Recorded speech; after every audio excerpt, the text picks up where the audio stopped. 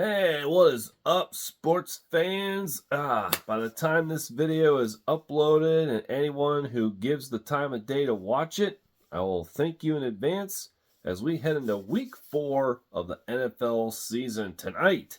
A real good matchup, an early bout for the NFC North. The Detroit Lions versus the Green Bay Packers. And hold on real sec. Okay, yes, it is in Lambeau. Just that quickly, I forgot. Wait, who's got the home field? Green Bay does. Okay, so, well, you know what?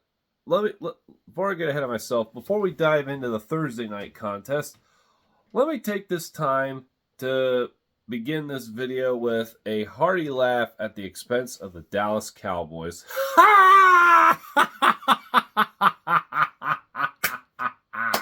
You lost to the fucking Cardinals. Suck it, Dallas. You overbearing, ignorant cocksuckers lost to the fucking team who choked a 28-point lead to the Giants. Ooh. Oh, fucking love the irony in that one. And there's that good old triangle effect in the NFL where this team beats that team, and then that team beats this team, so that team has to beat that team, no matter how illogical that may seem. Just good old rock, paper, scissors, shoot. Oh my God. Like, I was like in and out watching that game, and I'm thinking to myself, like, Dallas is going to turn us around, right? Because it's like, come on, how are you losing to this team? Like, the Giants came back on this team. I'm like, holy shit. It's like, man.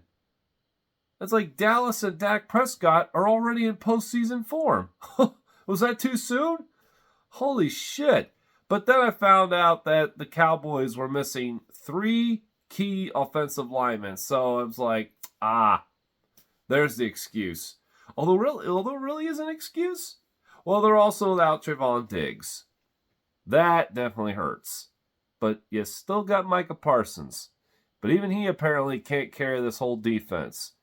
And apparently, Dak Prescott can't carry the whole team either. So, Dallas really needs to stay healthy. And as an Eagles fan, I will relish in this right now, but now it makes me nervous because, well, Cardinals... Oh, no, that's right, they choked the Giants. But they beat the Cowboys. They still have to play the Commanders yet.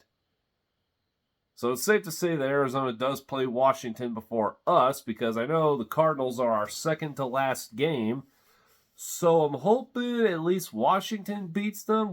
Wait, they did beat them. That's right. That was their week 1 win. They came back on them and beat them. So Washington was able to come back and beat them. The Giants were able to come back and beat them. Holy fuck! What the hell's your excuse, Dallas? Well, damn it!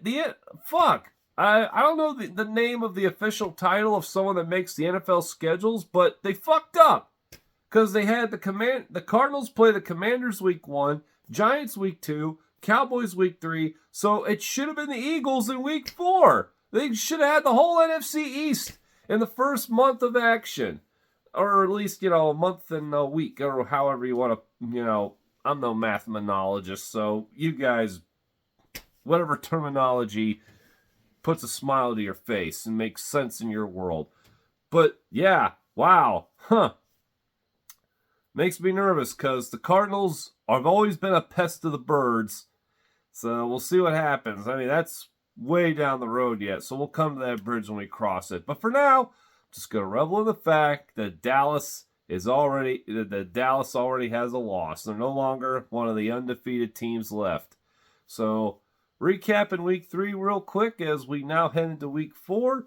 Not too shabby on the picks from myself. I went 11-5. I never did post a pick video for last week. Like I said, I really need to set myself a schedule for these kind of things and just kind of set a solid structure. How the hell I want to do this shit. But anywho, let's not dive too much into that. Let's just recap the week as we set up week number 4. So, what's there to talk about that happened last week? Well, lots of lots of eye openers, and a lot of okay. Oh, did that just happen? What is happening?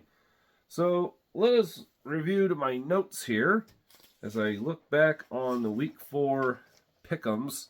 So, I did have the Vikings winning their first game last week. Well, that didn't happen because they decided to be the Chargers. The Vikings chargered it. A critical turnover in the end zone or a critical interception that ended the game.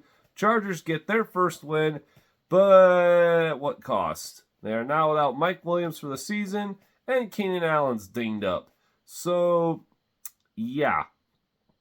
Don't know what to make of the Bolts. You still got Justin Herbert, thankfully, but as we have seen, at any given time, this team can find ways to lose. I mean, that's a good win for them. It's a good start, but I don't know, LA.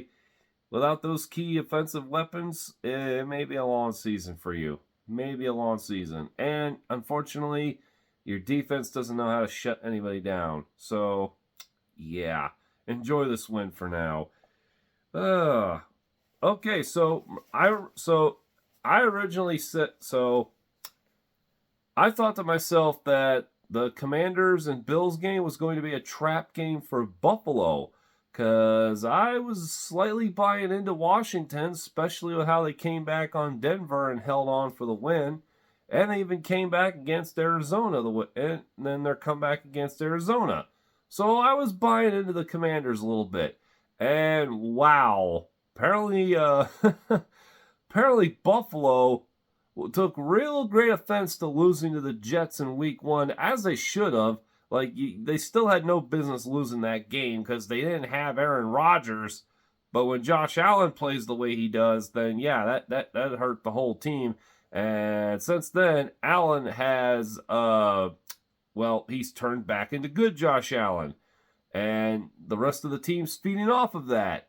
And they just beat the fuck out of Washington. Held them to 3 points, which didn't help my fantasy stats, especially with Brian Robinson Jr.? We'll say it's Brian Robinson Jr. So yeah, he had mediocre stats for me on Fantasy League, so son of a gun. But at the same time, the Commanders lost, so I'm happy there. Oh, yeah. Forgot to recap last Thursday's game real quick. Well, what can you say? We all thought the 49ers would win that game, but to the Giants' credit, they were hanging with them for a while. We're giving them a good fight, even without Saquon Barkley. But like the good team that they are, and we all know they are, San Francisco put it away at the right time. So them, the Miami Dolphins, oh my God. Okay, so, if I was not an Eagles fan, and if I were a fan of any of the other AFC West teams, I would have done a hearty laugh at Denver's expense, but that would just be too cruel. I mean, wow. I'm sure everybody and their mother, even their grandmother, even that one person that doesn't understand sports at all, but knows that 70 is highly unlikely in a football game, unless it's college the 70 is a little far-fetched for high school, but you never know. Yeah, I was at work for like the first half of the games on Sunday, and when I got out and checked my phone, like I literally had to do a double, a triple, or maybe as many points as the Dolphins put up many takes. 70. I checked several apps to make sure that was correct. 70 points. How, Denver? Like, I honestly thought you could give Miami a bit of a scare. A bit. Not saying you were going to win. Like, eventually, kind of like the Giants-Niners game. You hang with Miami for a little bit, and then the Dolphins put you away. But the Dolphins put you away not only super early, they literally were beating the proverbial dead body with a stick. Like, the Broncos were dead before halftime and kept getting shit on. I mean, it's not like Miami, and anyone who like complains about, teams running up scores and all that stuff, it's like, shut up, all right? That's part of the game. You don't want them to score? You stop them. Simple as that. And Denver couldn't. Like, I don't know what the defensive game plan was for that day, but you better throw that right out. You better throw that right into the trash and start over, because, wow, you gave up 70 fucking points. It's like, and I immediately thought of Brandon Perna, you know, the host of That's Good Sports on YouTube, and one of my favorite entertainers, I guess you say, for a lack of a better word. One of my favorite YouTube, online, social media, internet sports analysts. How many more accolades, how many more titles can I throw to this guy?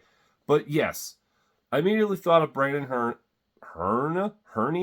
Brandon Perna, the host of That's Good Sports. Like, oh my God. It's like, I like, when his live feed came back up and I like went through the whole thing just to see his look and reaction at the point where that game was getting ridiculous.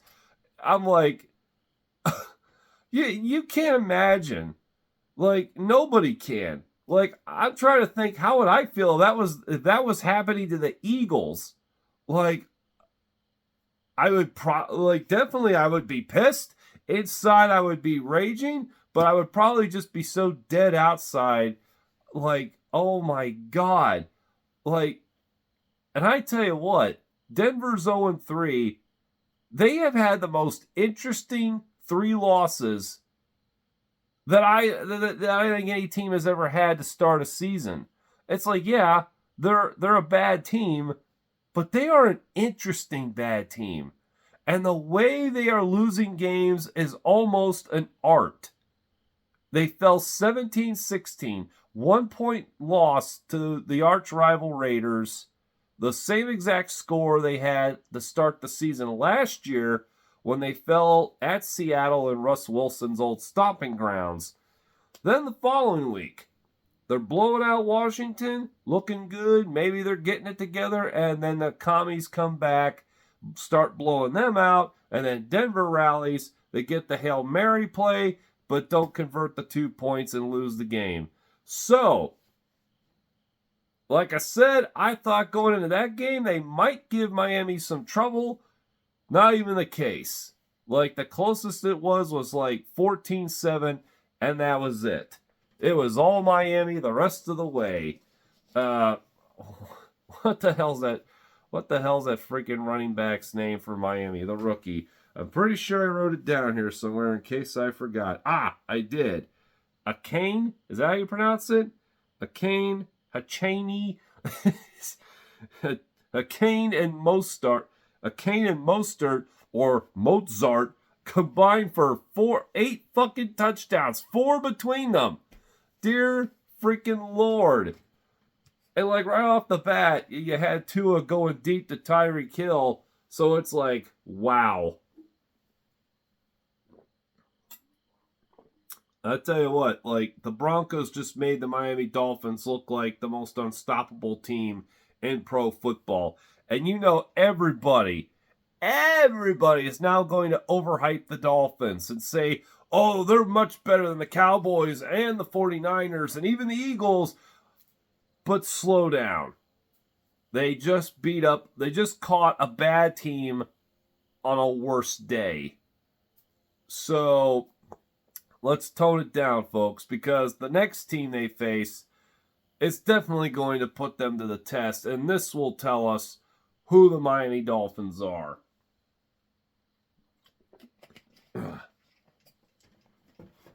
But yeah, I felt so sorry for Brandon Perna.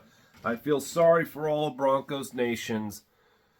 It's like, man, you're 0-3, but man, they have been some interesting losses. So now I'm starting to think like Denver is probably going to have, I hope not a 1-win season. Obviously, I hope you guys don't go winless. Like, that would really suck to be the first 0-17 team in NFL history. But hey, someone's got to do it first. Or you guys get a win or 2 wins, at best maybe 3.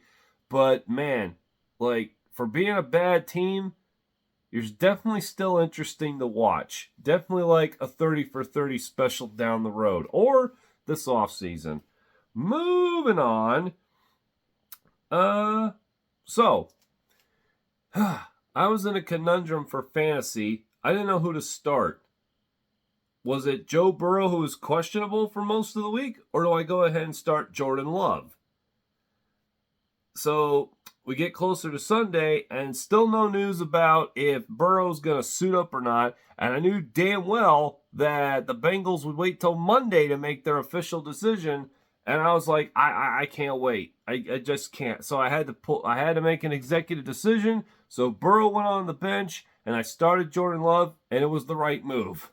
It was the right move. Didn't look like the right move for a while because the Saints had a 17-0 lead going to the fourth quarter, and I got home just in time to see the Packers' miraculous comeback led by Jordan Love, and whew, I mean, I still lost my fantasy matchup, but at least I knew starting Love over Burrow was the right call, especially after how things played out Monday. So that was a good win for the Packers. A complete opposite of what happened to them in week 2, and they choked the lead of the Falcons.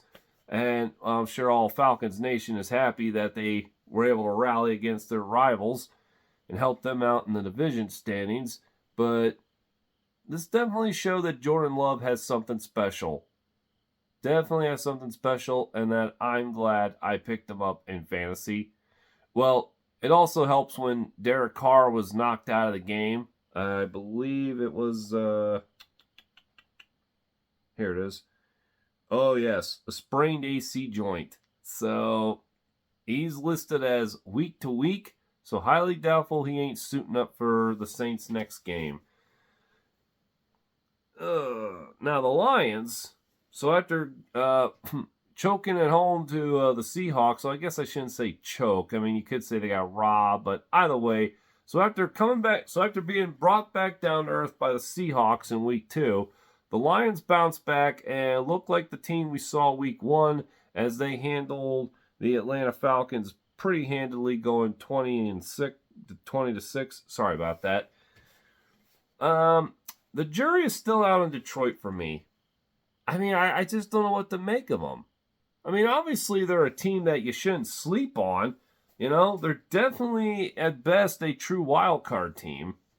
Are they good enough to take the division? Well, we'll find out soon enough. The Browns beat up the Titans 27-3. I actually thought this game would be close. Nope, just turns out the Titans suck. There's nothing else to say. Tennessee just sucks. Ryan Tannehill just sucks. Vrabel's probably going to be fired after this season. And Derrick Henry, I don't know the status of his contract, but if he's a free agent, I'd go somewhere else.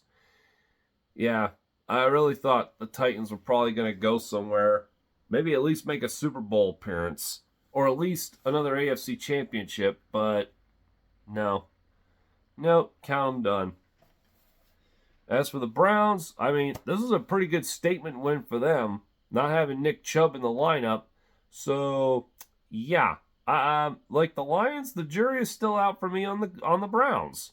I'm like, damn, I didn't think you guys would still do anything without Chubb, but I guess Deshaun Watson still's got something in the old tank. I mean, we all kind of hoped he wouldn't because of, the allegations against him. But still, I'm not going to dive into that. Love him or hate him. He's still a pretty decent quarterback. The Browns have a very rough defense led by Myles Garrett. So, yeah. Like the Lions, we can't count out the Browns yet, but we're just not quite sure what kind of a team they are and what we're getting from them. The Texans beat up the Jaguars. This one shocked me. I had Jacksonville winning this game. And,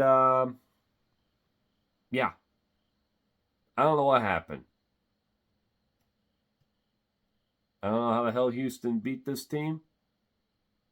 I guess the Jaguars aren't as good as we all thought.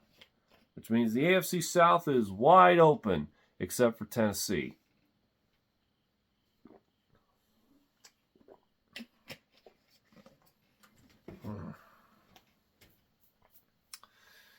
The Patriots get their first win with a 15-10 victory over the New York Jets.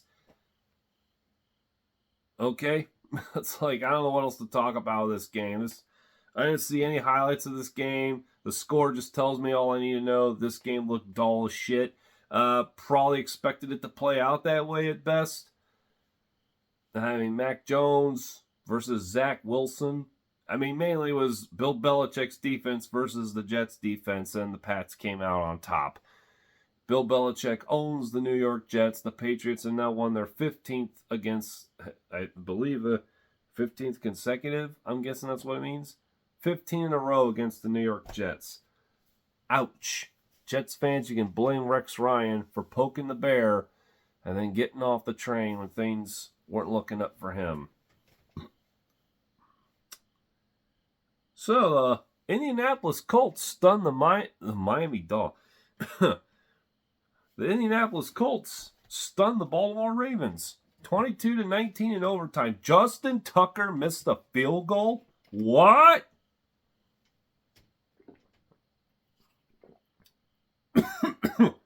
Justin Tucker missed a field goal. A 61-yarder, no less. I don't know if that was the one that they were trying to hit to win the game. Probably. Missed it, and they went to overtime. And the player for that game, who's also the AFC Special Teams Player of the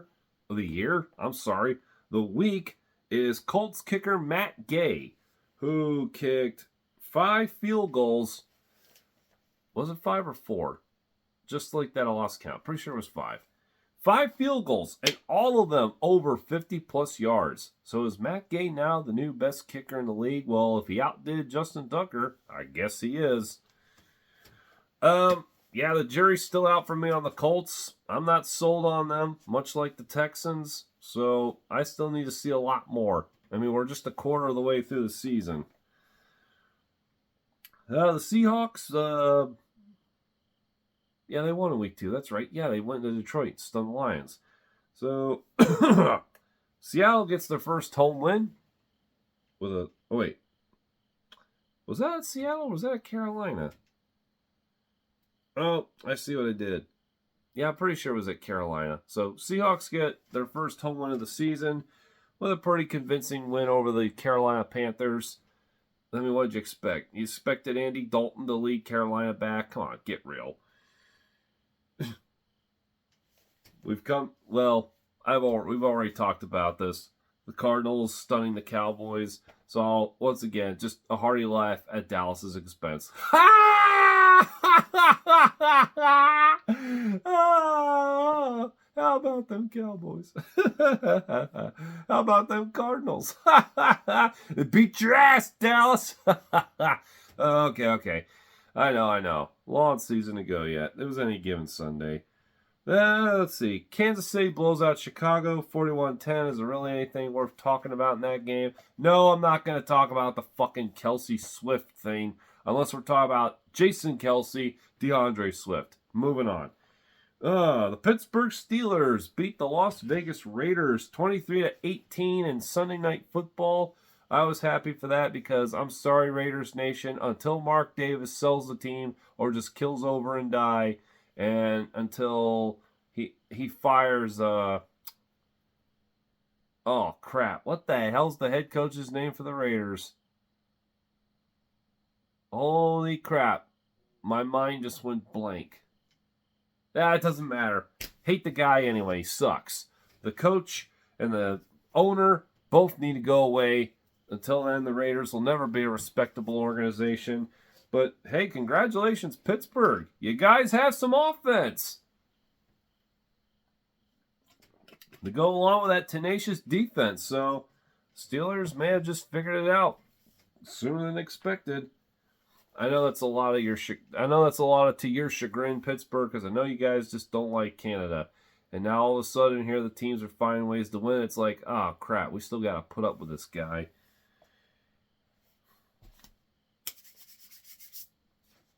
How about those Eagles?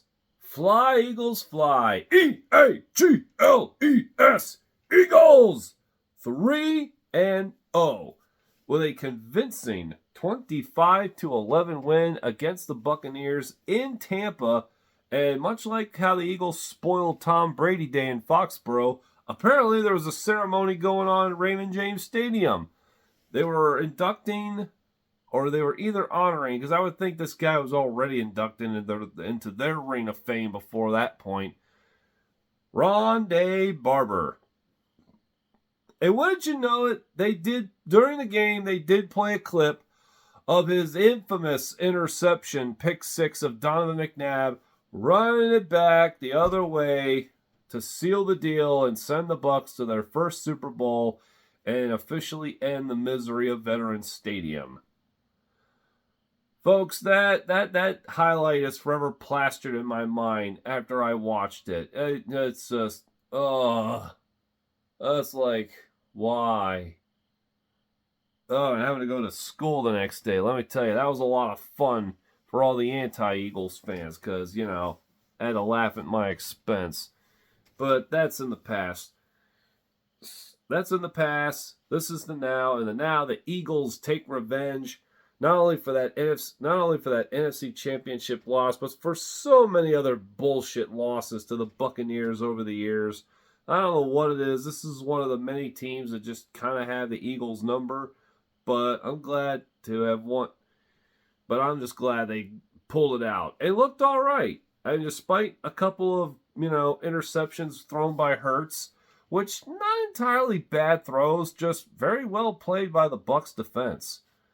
But the Eagles defense is my overall player of the game. Because who else you going to give it to? They just kicked their ass. And even when Tampa finally got it going there in the fourth quarter, came just right down the field and scored a touchdown, I said to myself, here we go. The Eagles defense don't know how to don't know how to close people out, don't know how to keep the game in hand, prevent it from becoming an actual game. But to their credit, they pretty much were kicking their butt the whole night. And the offense, thankfully, was able to put it together and hold that ball for the remaining 9+ minutes on that clock to run it out. That's a thing of beauty, Philadelphia. That's a good, a lot of people say it's still an ugly win, but I don't know. I treat this as a good win. We saw a lot of good things on the offense, especially the defense. So I just think if Brian Johnson can just tweak a few things, then maybe he won't drive me so batty when I'm watching the games. Like, right there in the first quarter, DeAndre Swift and A.J. Brown were the hot hands, and he gets away from it. I understand wanting to change it up a little bit, but come on. Why are you going to get away from the two guys that helped get you down the field? I mean, how the hell are we about to be 4 weeks into the season, and my man A.J. Brown still doesn't have a damn touchdown catch? What is that about? I mean, hell.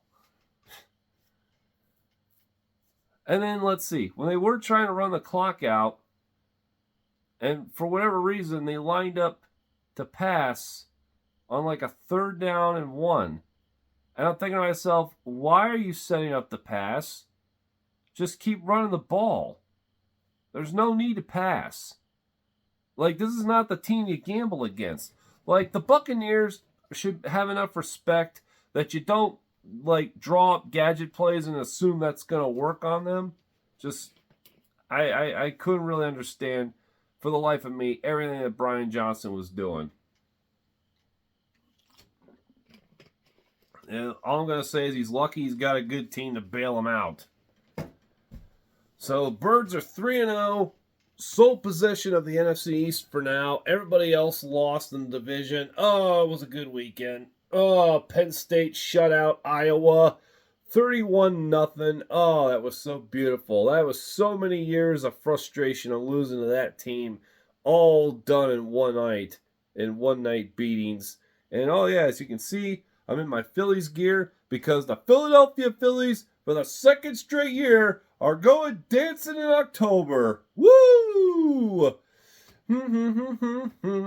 I was looking at the lyrics earlier, trying to memorize how that song is saying. So, I know. By this point, I should know that song, considering how many times they played it last year, and they got it cranking now already. It's a real catchy beat. Although I think the original track does not have that upbeat that they add, so I gotta find the one with the upbeat, because that is just, man, I love jamming out to that. So yeah, the Phillies are going back to October baseball for the second straight year. Who they're going to face, I think, is still up in the air yet. All the NL wild card spots have not been locked out. There's only 2 left, and last I checked, the Cubs and the Diamondbacks are holding it. So until we know for certain who the Phillies are going to play, that's not going to matter. They're going to win at least the wild card series. It's home field advantage, so one step at a time. And, oh, yeah, I forgot about the other Monday night doubleheader. Well, it was kind of easy to forget. It was a bit of a snoozer. Bengals, Rams. Bengals avenged the Super Bowl 56 loss to LA with a final score of 19-16. Joe Burrow, you can still tell he's not 100%. And at this rate, I don't know if he ever will be, which sucks because he was my starting quarterback that I drafted. And already I got to set him free. But Jordan Love, put my faith in you, bring us some good love. Alrighty, that's going to do for the Week 3 recaps. I'm going to take a little breather, and I'll have the second part of this episode coming up with what I think is going to happen in Week 4. Alright, stay tuned. Much appreciated.